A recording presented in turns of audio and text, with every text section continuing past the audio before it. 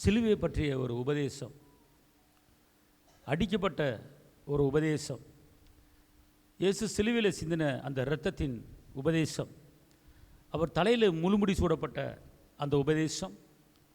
அவர் விலாவிலே குத்தப்பட்ட அந்த உபதேசம்,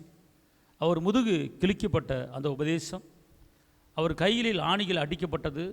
3 முறை கீழே விழுந்து மொழிகள் வழியில் வேதனையில் அவதிப்பட்டது, பாதத்தில் அணிக்கப்பட்ட நொறுக்கப்பட்ட அந்த உபதேசம், அது நமக்கெல்லாம் என்னவாக இருக்கிறது என்று கேட்டால் அது நமக்கு தேவ பலனாக இருக்கிறது. ஆனால் கெட்டு போகிறவர்களுக்கு அது என்னவாக இருக்கிறதா? பைத்தியமாக இருக்கிறது. இன்று உங்களுடைய வாழ்க்கையிலே ஒரு உற்சாகத்தின் வல்லமை,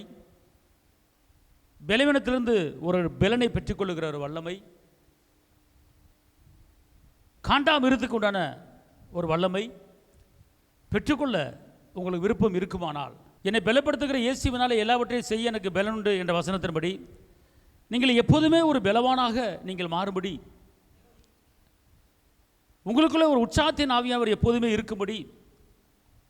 உங்கள் சரீரத்திலே எல்லா உறுப்புகளும் பலனாக இருக்கும்படி அவர் சிலுவையில் இரத்தத்தை சிந்திருக்கிறார். ஆனால் இந்த சிலுவையை குறித்து நீங்கள் கேள்விப்படும் போது, இந்த சிலுவையை குறித்து